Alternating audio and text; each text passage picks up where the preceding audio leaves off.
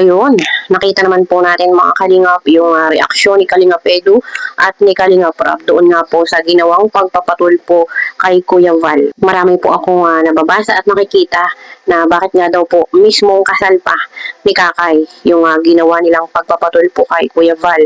Pwede naman daw po sa ibang araw na lang. Bakit nga daw po sa mismong kasal pa ng anak ng founder ng Kalingap. Kung iisipin po talaga natin ay nasira yung moment ng kasal.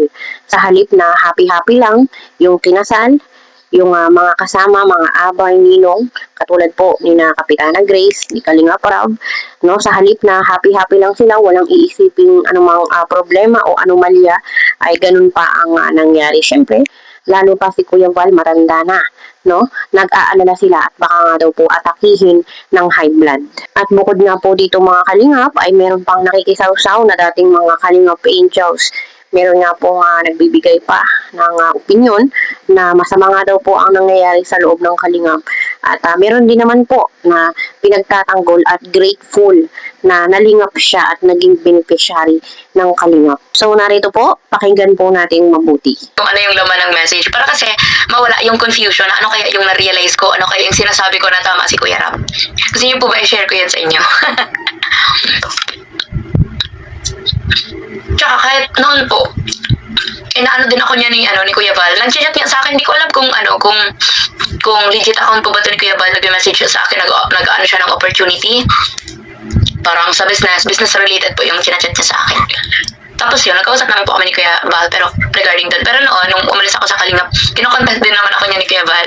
Pero ako po kasi, parang hindi po ako basta-basta naapektuhan sa mga sinasabi. Especially pag nakikita or naano ko naman na parang ano lang, parang wala, content lang, parang may masay lang, ganyan-ganyan. Or yung mga joke na, minsan nga talaga po may laman ng joke ni Kuya Val. Pero still, okay po ang pakikitungo nila sa akin.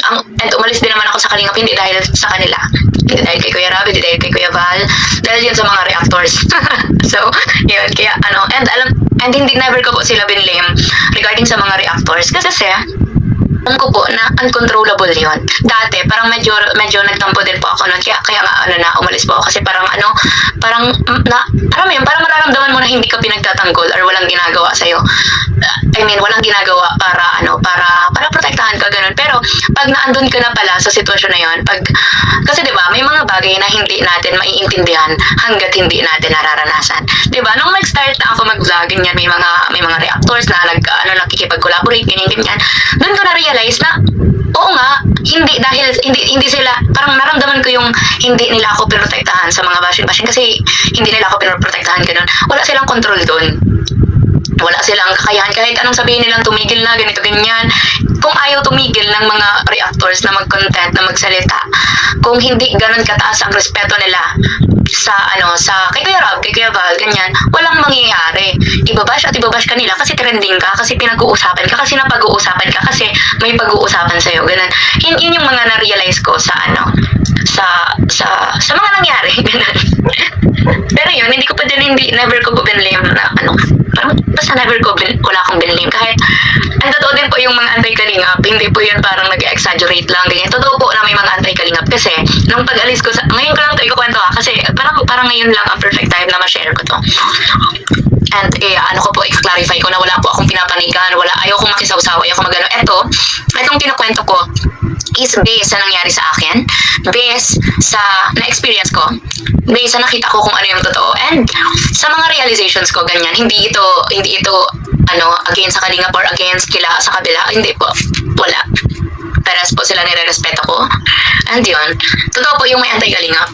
Kasi may mga nagme-message sa akin noon nung umalis pa ako sa Kalingap, parang pinagsasalita ako ng masama sa Kalingap, ganito ganyan, na na sa kanila, makipagsanib pero sa ganyan. Pero never po akong pumayag kasi alam ko sa sarili ko na hindi ako ganon na hindi ako ganong klaseng tao na magpapadikta, lalo na pag alam ko namang mali.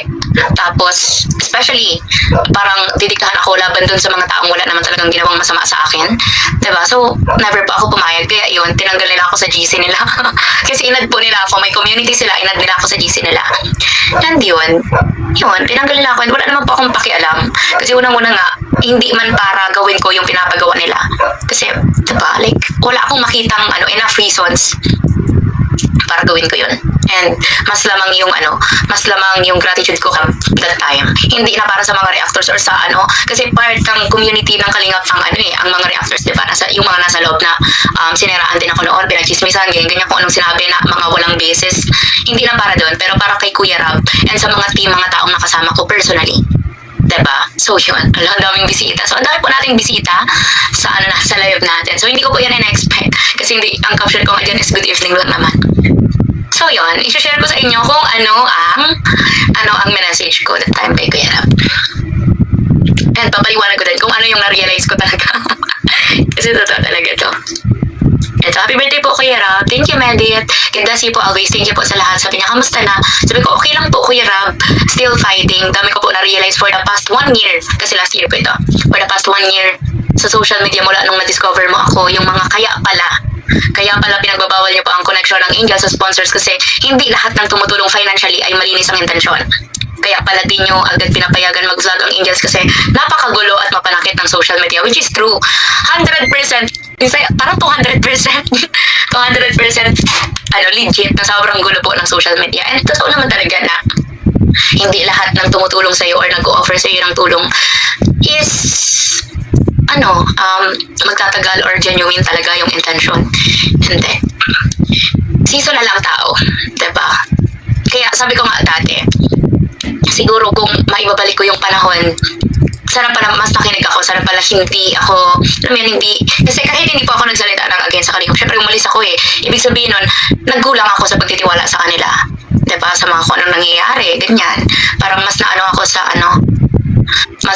dun sa mga bashing sa akin ng mga reactors, parang naapektuhan ako doon. Tapos, totoo yung may mga magsusunsun talaga sa'yo na, umalis ka na dyan kasi kung hindi ka halos dyan, hindi ka na namin susuportahan. May mga ganun.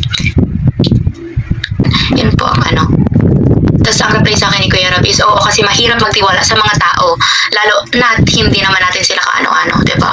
Very true. Kasi minsan nga, kamag-anak na natin or kadugo na natin, sobrang close na natin, diba? Mga tao sobrang pinagkakatiwalaan natin.